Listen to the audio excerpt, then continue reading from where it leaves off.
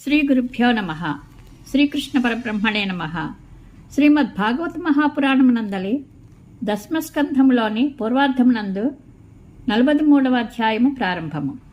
ఈ అధ్యాయములో బలరామకృష్ణులు కువలయాపీడము అను మదపుటేనుగును చంపడము, మల్లరంగమున ప్రవేశించుట మొదలగు విశేష విషయములను తెలుసుకుందాము.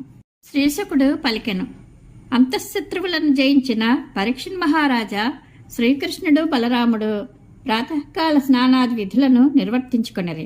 పిమ్మట వారు మల్లయోధుల భుజాస్ఫాలనాది ధ్వనులను, దుందుభి మొదలగు వాద్యముల ఘోషలను విని రంగస్థల విశేషములను స్వయముగా తిలకించుటకై బయలుదేరిరి.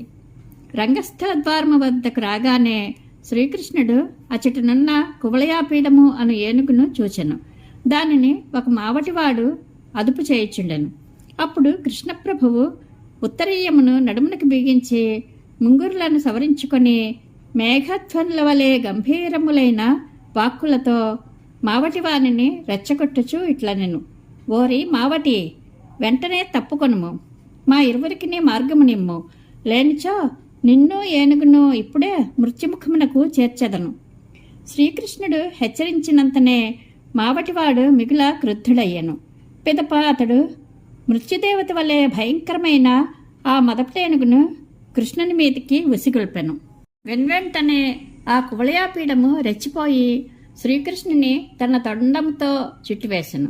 అంతటా ఆ స్వామి నేర్పుగా ఆ తొండము నుండి జారుకొని దానిపై పిడికిలతో ఒక్కపోటు పొడిచి తాను దాని కాళ్లసందున దాగికొనెను. శ్రీకృష్ణుడు తన ఎదుట ఎక్కడనూ కనబడకపోవటంతో ఆ మదపుటేనుగు వడలు తెలియని కోపంతో తొండముతో వాసన చూచుచు వెతికి ఆ పురుషోత్తముని పట్టుకొనెను. అప్పుడు ఆ ప్రభువు శక్తియుక్తులను చూపుచు దాని పట్టు నుండి బయటపడెను. పిదప ఆ స్వామి దాని తోకను పట్టుకుని గరుత్మంతుడు సర్పమును వలె అవలీలగా దానిని 25 బారల దూరము లాగివేసెను. అనంతరము ఆ కువలయాపీడము పుంజుకొని శ్రీకృష్ణుని పట్టుకొనుటకు ప్రయత్నించెను. ఆ ఏనుగు కుడివైపునకు తిరిగినప్పుడు అతడు ఎడమవైపునకునో, అది ఎడమవైపునకు తిరిగినప్పుడు అతడు కుడివైపునకునో తిరుగుచు బాలకుడు ఆవుదూడను వలె దానిని ఆట పట్టించుచు ముప్పతిప్పలు పెట్టెను. పిమ్మట ఆ ఏనుగునకు ఎదుట నిలిచి చేతితో దానిని ఒక దెబ్బ కొట్టి పరుగెడసాగెను. ఆ విధముగా ఆ స్వామి దానికి అందినట్లే అందుచు అందకుండా పోవచ్చు పదే పదే దానిని వంచింపదొడగెను. పిమ్మట కృష్ణ భగవానుడు పరిగెత్తుచు ఒకసారి లీలగా భూమిపై పడినట్లు నటించెను. వెంటనే లేచి నిలబడెను. ఆ సమయమున మిగిల రెచ్చిపోయి ఉన్న ఆ మదపుటేనుగు నిజముగానే అతడు పడిపోయినాడని భావించి ఆవేశమున తన దంతములతో నేలను క్రమ్మసాగెను. క్రమముగా మదపుటేనుగు యొక్క శక్తి క్షీణించుచుండెను. తన ప్రయత్నము ఎంతకునూ ఫలింపకుండుటచే అది రెట్టించిన కోపంతో బుసలు కొట్టుచుండెను. పరిస్థితిని గమనించిన మావటివాండ్రు దానిని గట్టిగా ఉసికొల్పుటతో అది ఇంకనూ కినుకబూని కృష్ణుని మీదకి విజృంభించెను. అంతటా కృష్ణ పరమాత్మ తనపై దాడి చేయుటకి వచ్చుచున్న ఆ మదపుటేనుగును సమీపించి తన చేతితో దాని తొండమును గట్టిగా పట్టుకుని నేలపై పడవేసెను. అది క్రింద పడినంతనే ఆ ప్రభువు సింహము వలె విజృంభించి అవలీలగా దానిని తన పాదములతో త్రెక్కిపట్టెను. వెంటనే ఆ స్వామి దాని ఒక దంతమును ఓడబెరికి దాని దంతముతోనే ఆ కువలయాపీడమును మావటివాండ్రను చావుగొట్టెను. ఆ మదపుటేనుగు మృతకళేబరమును అచటనే విడిచిపెట్టి ఆ మహాత్ముడు దాని దంతమును చేబూని రంగస్థలమున ప్రవేశించెను. అప్పుడు శ్రీకృష్ణుని రూపవైభవము చూడముచ్చట కొలుపుచుండెను. ఏనుగు దంతమును భుజంపై వహించి ఉన్న ఆ ప్రభు శరీరముపై రక్తబిందువులు, ఏనుగు యొక్క మదజల బిందువులు ప్రస్ఫుటంగా కనబడుచుండెను. మదపుటేనుగుతో పోరాడిన సందర్భమున చెమర్చిన ఆయన ముఖారవిందమున గల చెమట బిందువులు వింత శోభల నేనుచుండెను. పరీక్షణ్ మహారాజా బలరామకృష్ణుల చేతులలో ఆ ఏనుగు దంతములు ఆయుధముల వల్లే శోభిల్లుచుండెను. కొంతమంది గోపాలురు వారి చుట్టూనో చేరియుండగా ఆ సోదరులు మల్లరంగమున ప్రవేశించిరి. మల్లరంగమునందు బలరామ సహితుడై ఉన్న శ్రీకృష్ణుడు మల్లురకు మిగుల రౌద్రాకారముతో పిడుగువలే భీకరముగా తోచుచుండెను. సామాన్య జనులకు ఒక మహారాజు వలె అద్భుతముగా కనబడుచుండెను. స్త్రీలకు ఆకృతి దాల్చిన నవమన్మధుని వలె శృంగార పురుషుడై భాసిల్లుచుండెను. గోపాలులకు ఆత్మీయుడిగా వారిలో ప్రేమభావమును నింపుచుండెను. కుటిలులైన రాజులకు నియంతగా తోచుచుండెను. తల్లిదండ్రులలో శిశువు వలె వాత్సల్యభావమును నింపుచుండెను. కంసునకు మృత్యుదేవత వలె భయానకముగా గోచరించుండెను. ఒక అద్భుత పురుషుని వలె మూర్ఖులను కలవరపరచుచుండెను. యోగేశ్వరులకు శాంతస్వరూపమున పరతత్వముగా భాసిల్లుచుండెను. వృష్ణివంశజులకు పరదేవత వలె పూజ్యభావమును కలిగించుచుండెను. ఇట్లు ఆ పరమపురుషుడు వేర్వేరు వ్యక్తులకు వారి వారి మనోభావములకు అనుగుణముగా వివిధ రూపములలో తేజరిల్లుచుండెను. పరీక్షణ్ మహారాజా సహజముగా కంసుడు ధీరుడే అయినప్పటికీ కువలయాపీడము హతమొకట చూచి బలరామకృష్ణులు దుర్జయులు అని గ్రహించి మిగుల భయగ్రస్తుడయ్యను. గొప్ప భుజశాలులైన బలరామకృష్ణులు విచిత్రములకు వేషములతో, వస్త్రాభరణములతో, పూలహారములతో రంగస్థలమున విరాజిల్లుచుండిరి. అప్పుడు వారు ఉత్తమ వేషధారులై నటుల వలె తమ దివ్యశోభలతో సందర్శకుల మనస్సులను ఆకట్టుకొంచుండిరి. మహారాజా రంగస్థలమునందలి మంచెలపై ఆసీనులయున్న మధురానగరవాసులు, జానపదులు ఆ ఇరువురు మహాపురుషులను చూచినంతనే సంతోషాతిరేకముతో వారి ముఖములు మిగిల వికసించెను. వారు తమ నయనములన్నడి పాత్రల ద్వారా ఆ సోదరుల యొక్క ముఖవర్చస్సులన్నడి అమృతమును ఎంతగా గ్రోల్చున్నను వారికి తనివి తీరకుండెను. అప్పుడు బలరామకృష్ణులను దర్శించున్నవారు ఆ మహాత్ముల యొక్క సౌందర్య రసమును కన్నుల ద్వారా త్రాగివేయుచున్నట్లుగాను, తమ నాలుకల ద్వారా రుచి చూచున్నట్లు గుటకలు వేయుచును, లావణ్య పరిమళములను ఆఘ్రాణించి పరవశించిపోచున్నట్లుగాను ఆ పరమసుందరులను బాహువులతో హాయిగా కౌగులించుకొంచున్నట్లుగాను ఒప్పిరి. ఇంకను ఆ ప్రజలు గజదంతములను చేబూని ఉన్న ఆ మహాపురుషుల రూపవైభవములను, శౌర్యపరాక్రమాది గుణములను, దరహాస భాషణ మాధుర్యములను, నిర్భయత్వమును గుర్తునకు తెచ్చుకొంచున్న వారి వల్ల స్వయముగా తాము చూచిన ధనుర్భంగాది దృశ్యములను కూర్చియో, కర్ణాకర్ణిగా తాము వినిన గోవర్ధనోద్ధరణాది లీలలను గురించియో పరస్పరము ముచ్చటించుకొండ్రి.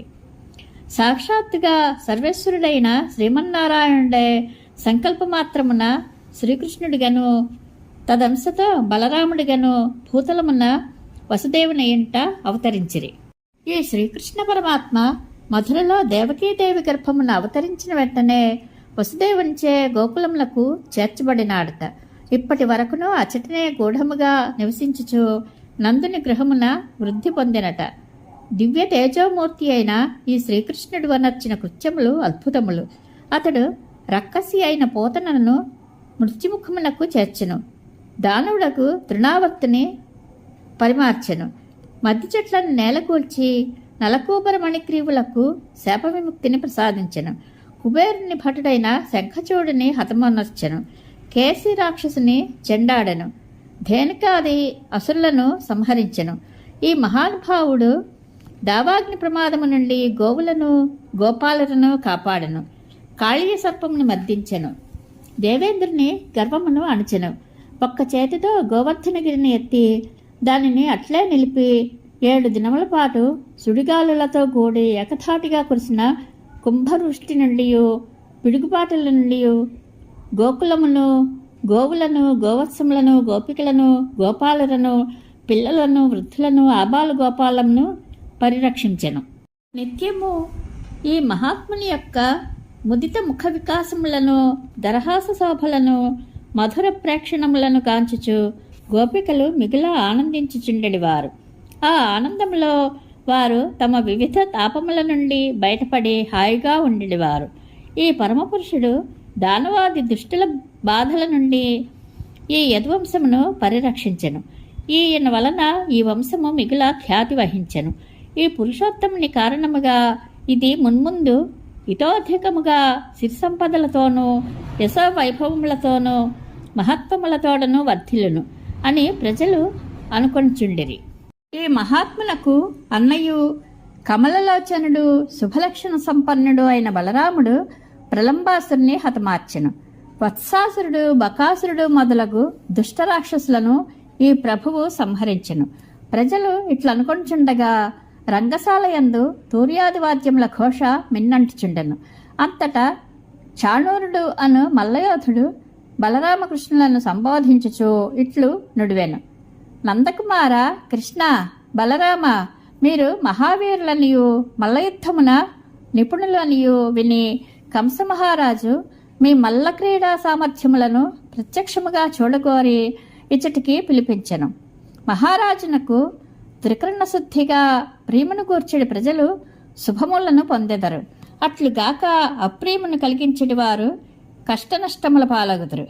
ప్రతిదినము ఆవులను దూడలను మేపుచు వనములలో తిరుగుచుండినప్పుడు గోపాలురు మల్లయుద్ధములను నెరపుచు ఆడుకొంచుందురు. ఈ విషయం అందరూ ఎరిగినదే కనుక యుద్ధ క్రీడలలో ఆరితేరిన మీరును మేమును ఇప్పుడు ఆ క్రీడలను ఆడి రాజుగారిని సంతోషింపచేయుదము. అట్లనొచ్చుట వలన ప్రజలందరూ ప్రసన్నులగుదురు. రాజు సకల ప్రజలకు ప్రతినిధి కదా అని పలికెను.